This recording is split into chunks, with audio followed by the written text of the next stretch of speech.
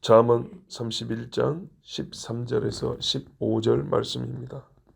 그는 양털과 삼을 구하여 부지런히 손으로 일하며 상인의 배와 같아서 먼 데서 양식을 가져오며 밤이 새기 전에 일어나서 자기 집안 사람들에게 음식을 나누어 주며 여종들에게 일을 정하여 맡기며. 아멘. 현숙한 여인이라 그러면 우리가 일단 떠오르는 게 지혜로운 여인은 그럽니다. 지혜로운 여인의 이미지, 상은 어떠냐 그러면 머리가 좋고 단정하게 옷 입고 차분하게 앉아서 차 한 잔을 마시면서도 누군가 와서 어려운 질문을 하면 척척 대답해내고, 남편이 고민하고 있으면 옆에서 조용히 와서 뭐랄까요, 조언을 해주는데 그게 그렇게 아주 그냥 기묘하게 딱딱 맞아떨어져서 어려운 일을 해결하는 이런 이미지를 떠올리기 쉽거든요. 근데 성경을 보니까요, 그런 여자가 아니에요. 일단은 어제 우리 읽은데 11절을 보니까 굉장히 믿을 만한 여인이다. 사람이 신망이 두텁다 그러잖아요. 그 속 사람의 간교함, 거짓됨이 없는 사람이다. 그리고 산업에 핍절하지 아니하다. 남편에게 선호한다. 굉장히 또 도덕적이다. 그런 것을 알 수 있어요. 그리고 오늘부터 이어지는 말씀에 보면 그런 어떤 믿을만하고 도덕적인 여인이라는 것을 바탕으로 해서 삶을 어떻게 사냐 했더니 엄청나게 부지런해요. 부지런하다. 한마디로 부지런해요. 이제 내일 모레까지 이렇게 쭉 있다 보면 그래요. 엄청 부지런합니다. 일을 많이 한다는 얘기예요. 일을. 우리가 흔히 말하는 노동, 가사 노동을 엄청나게 한다는 거예요. 어떻게 하냐? 자진하여. 우리 번역에는 안타깝게도 그게 빠졌어요. 13절을 보세요. 부지런히 손으로 일하며 그랬는데, 한국식으로 표현하면 손수, 자원하여 손수 일한다, 그런 말이에요. 그러니까 엄청나게 부지런한데 자기 손으로. 이게 부지런해도 말이죠, 말로 다 시킬 수 있잖아요. 그죠? 부지런하니까 아랫사람들 닭달 볶아가지고 막 닭달을 해서 이거 해라 저거 해라 막 일거리를 만들어가지고 일을 시키는 부지런함도 있잖아요. 근데 이 여자는 안 그러고 자기가 일을 다 해요. 자기 할 일을 남에게 미루지 않고 열심히 부지런히 다 해요. 즐거이. 이게 현숙한 여인의 보니까 가운데 부분이에요. 가장 중요한 요소예요. 자, 이제 우리가 현실 세계에서 일어난 일 하나 생각해 볼까요? 저를 한번 보십시오. 남편들이 말이죠, 아내를 자랑할 때가 있어요. 남편이 아내를 자랑할 때 혹시 11절부터 13절 혹은 오늘 읽은 15절까지 내용 말고 다른 거 자랑하던가요? 예를 들면 말이죠, 친구들이나 어른들 만났을 때 우리 집사람은 걱정할 필요가 없어. 그게 무슨 말이죠? 신뢰할 만하고 도덕적이다 뿐만 아니라 우리 집사람은 통장 다, 저는 그냥 집사람 믿고 통장을 다 맡깁니다, 이렇게 말하죠. 또 보세요.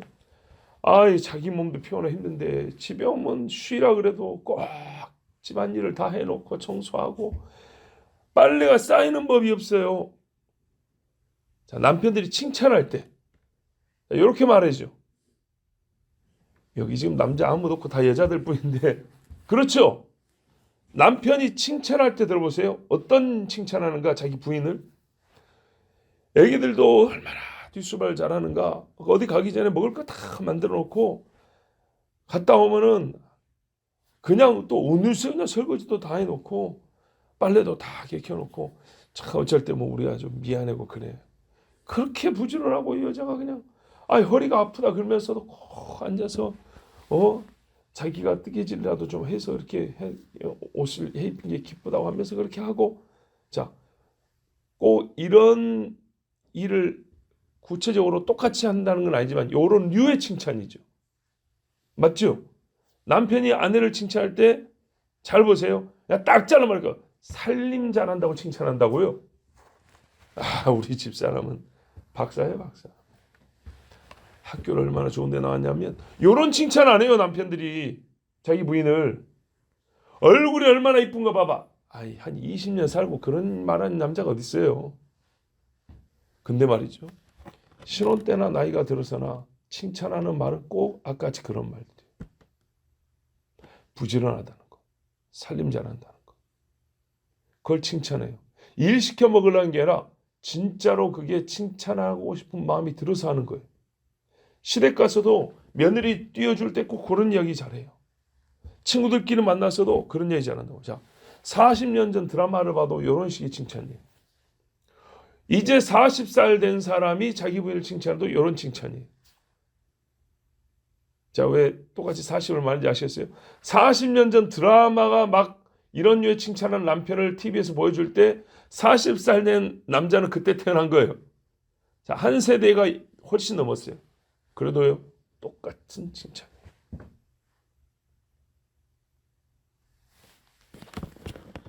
정말 저는요, 성경이 너무 현실적이서 좋고 담백하고 특별히 인간에 대해서 말할 때는 정말 솔직해서 좋아요. 하나님이 거짓이 없으신 분이니까 당연한 것이지만 우리 사람들 사이에서 사람을 말할 때는 그렇지 못한 경우가 태반인데, 하나님의 말씀은요, 직설적이고 담백해요. 인간에 관하여 말할 때 많이 돌려 말할 필요가 없어요. 우리가 부정하고 외면하고 몰라서 그렇지 양심적이고 알기만 한다면 하나님 말씀이 다 맞아요. 그래서 제가 지금 예를 들어드린 거잖아요. 나도 어디 가서 부인을 자랑한다면 그런 걸 자랑하지, 어디 가서 할 말 없을 때 그런 자랑 할 말이 없어요. 부인 자랑 좀 해보세요. TV 방송 같은 데 보면 뭔 이야기를 하던가요? 다 이런 이야기예요. 현숙한 여인의 절대 증거 표 부지런함이에요. 부지런함. 자진해서 양털과 삶, 아마라고도 하죠. 손수 일을 한대. 이걸 뭐 하는 겁니까? 걸레 만드는 거 아니죠? 옷 만드는 거죠. 옷. 예. 그러니까 지금 말이요, 모든 여자가 다 명규실을 뽑아다가 옷 만들어야 현숙하냐, 그런 말은 아니에요. 류를 배우는, 이런 류를 배우라는 거예요. 그래서 가장 근접하게 오늘날을 만나면 뜨개질이라도 하는 여자를 보면 참 보기 아름답습니다. 남자 입장에서. 제가 오늘 저희 어머니 이야기를 좀 여러 번 하더라도 이해해 주십시오. 왜냐하면 내가 만난 여자가 뭐 누가 있겠어요. 예? 가정에서 일하는 여자, 어머니, 할머니, 어머니, 아내 세 사람 봤지요. 예. 지금 이게 부인으로서 사는 여자를 지금 얘기하고 있는데 저희 어머니 생각이 제일 많이 났어요.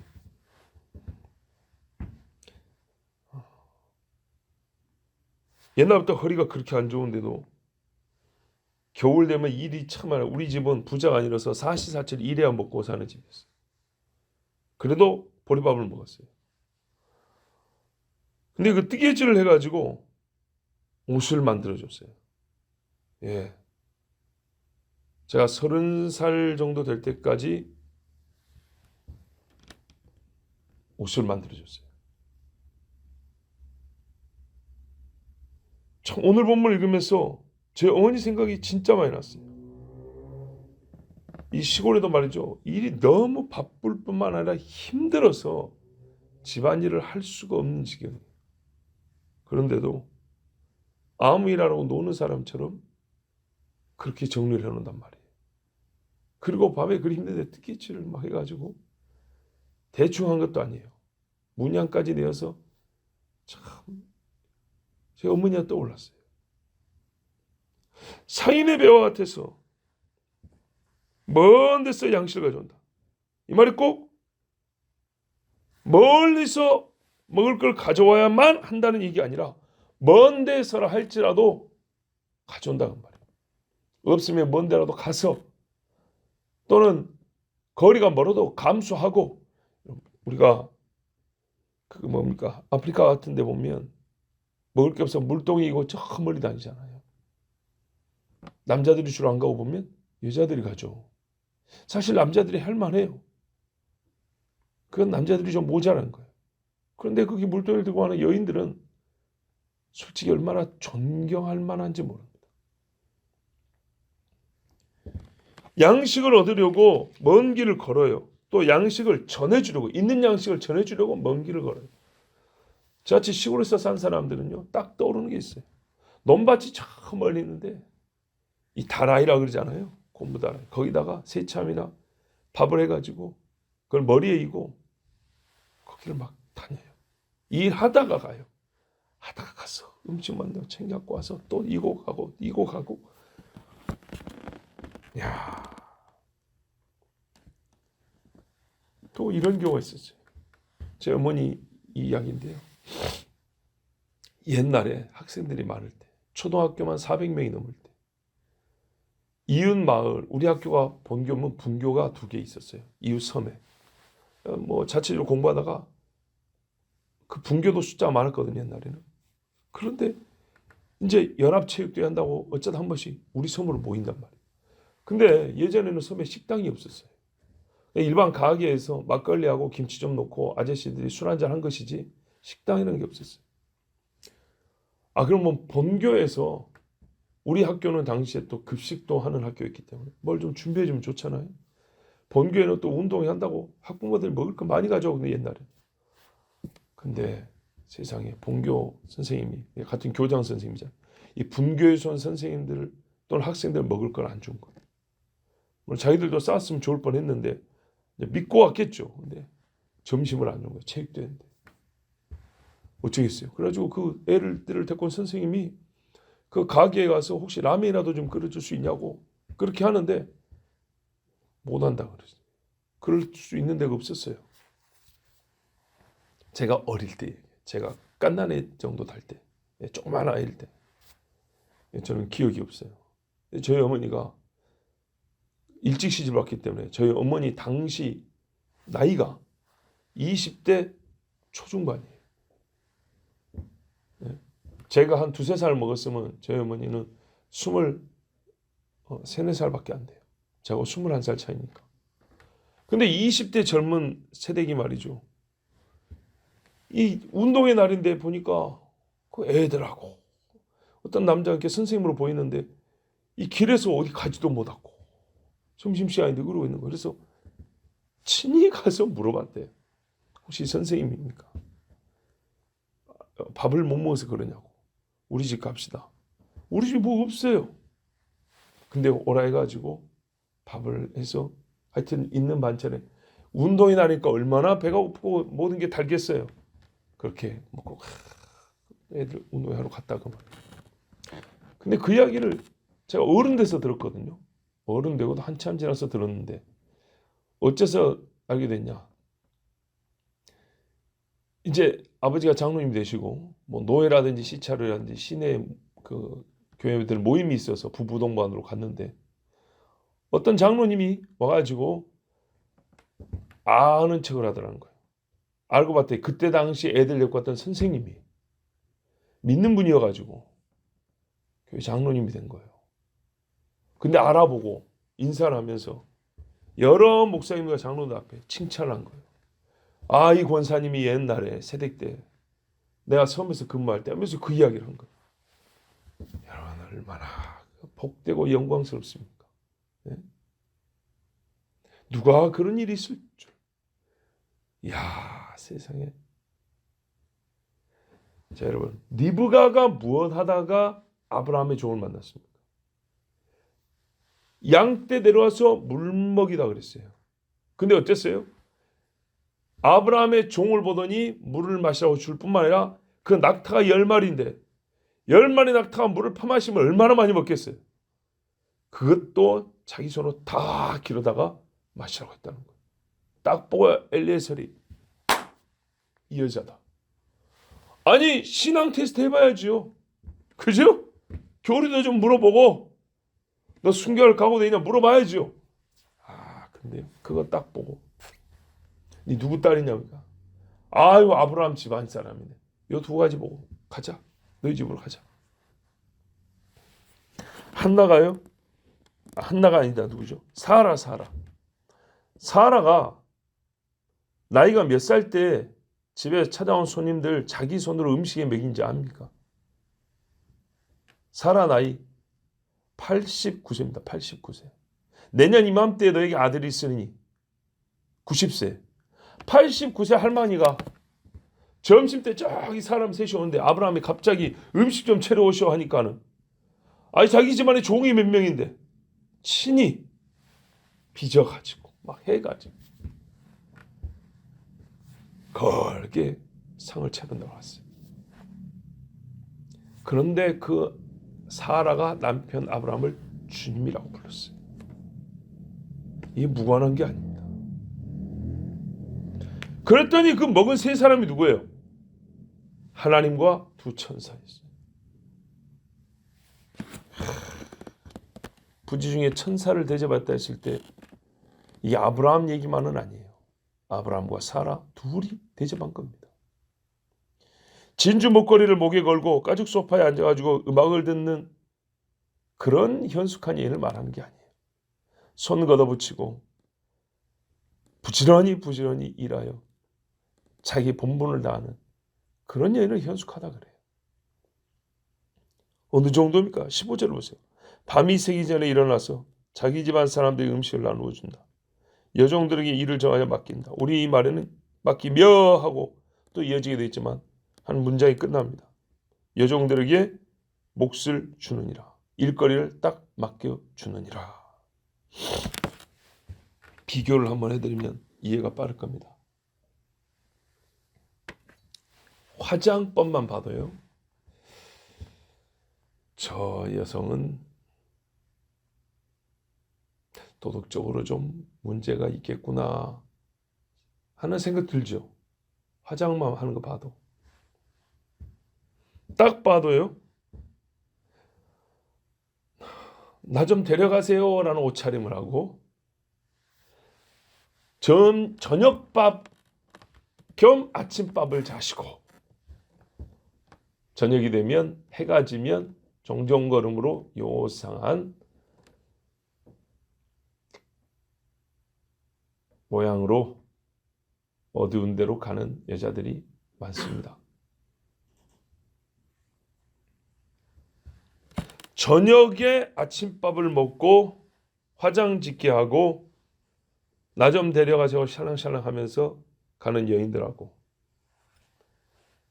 해가 뜨기 전에 일찍 일어나 아침밥을 해 먹이는 여자하고 이제 딱 대비가 되시죠.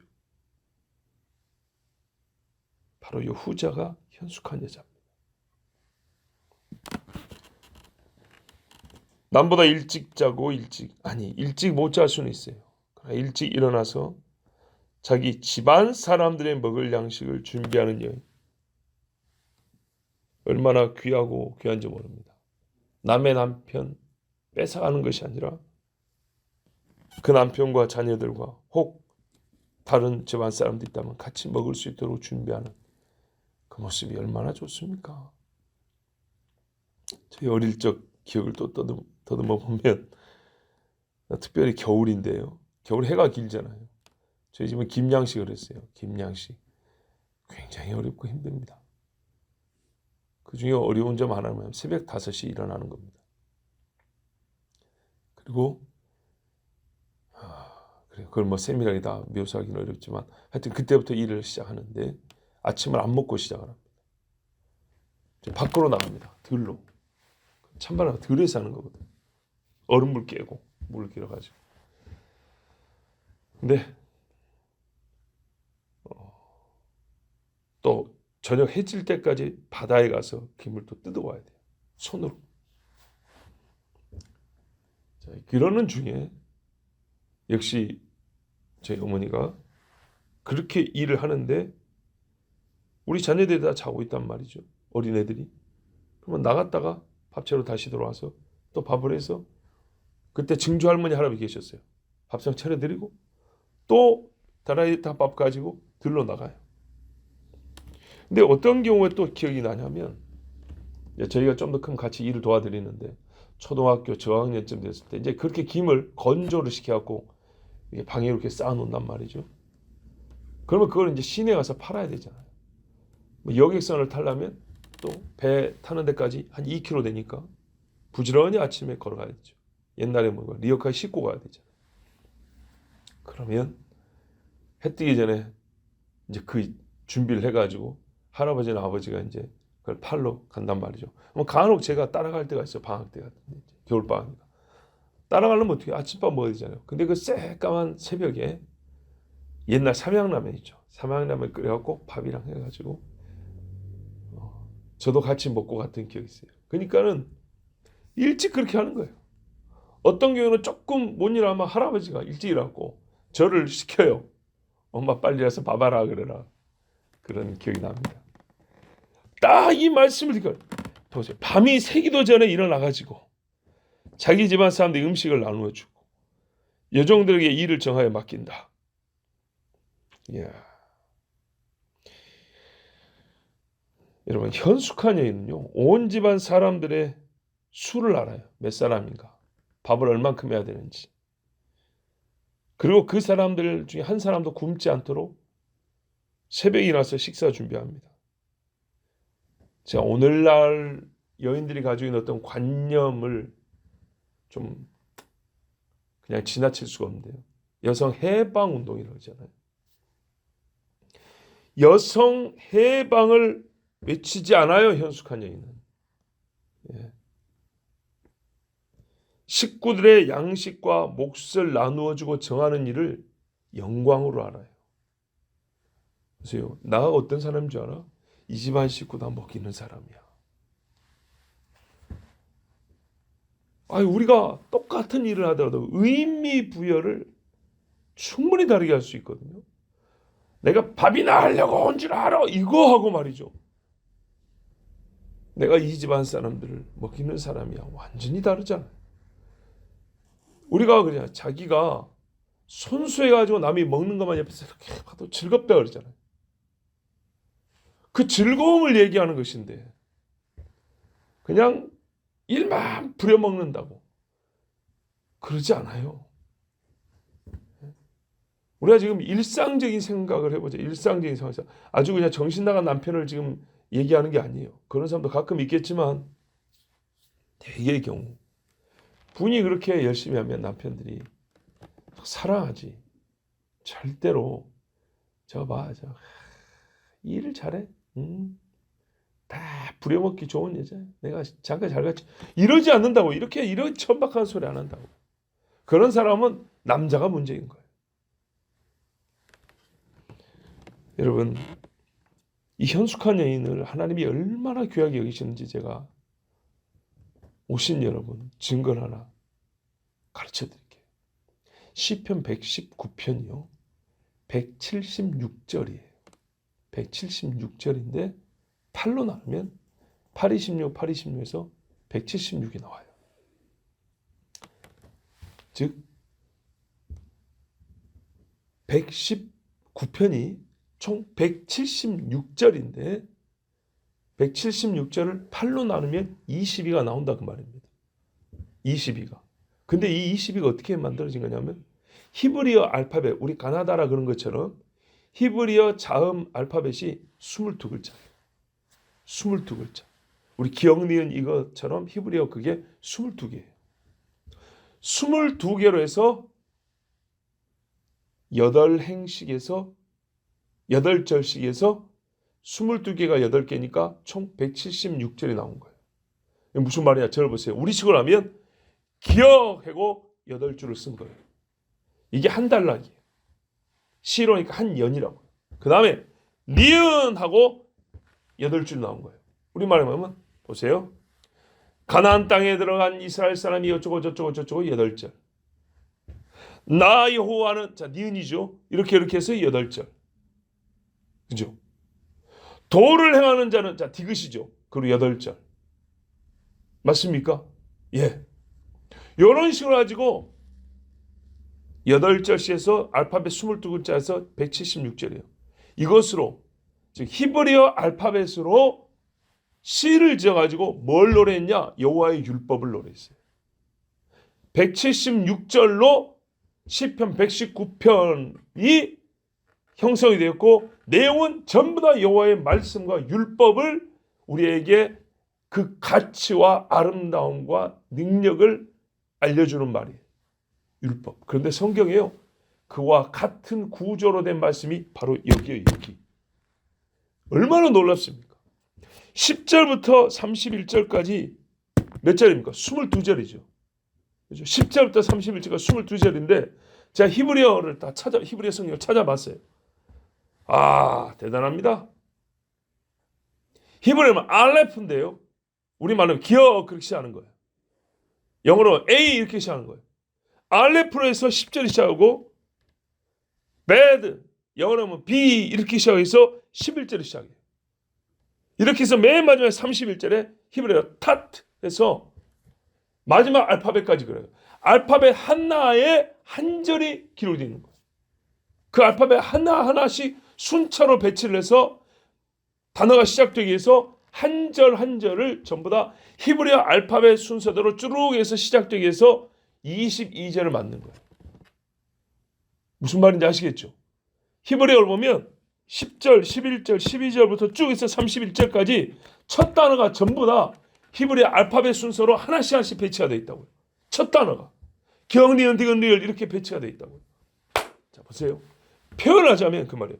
여호와의 율법의 귀함과 가치를 노래한 시편 119편과 같이 현숙한 여인을 분량은 그거보다 8분의 1밖에 안 되지만 분량은 8분의 1이지만 구조는 형식은 똑같이 해서 현숙한 여인이 어떤 자인지 우리에게 철저하게 가르쳐주되 하나님의 말씀에 그러니까 히브리어는 하나님이 주신 글자잖아요.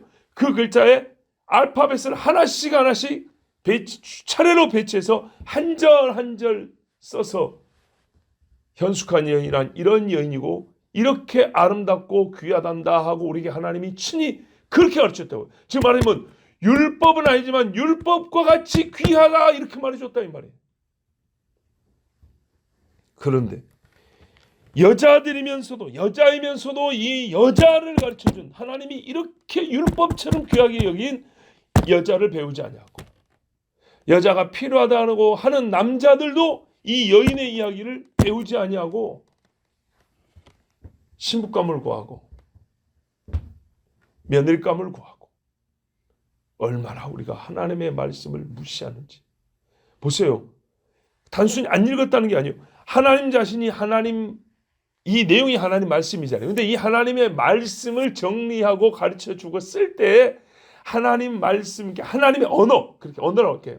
하나님의 언어의 알파벳을 전부 다 사용해서 차례로 정렬하여 쓰어서 여인에 대한 현숙한 여인에 대한 하나님의 말씀을 구성을 했는데 하나님의 언어로 하나님의 말씀을 구성해서 현숙한 여인을 가르쳐줬는데 믿는 남자와 믿는 여자들이 이 현숙한 여인을 모릅니다.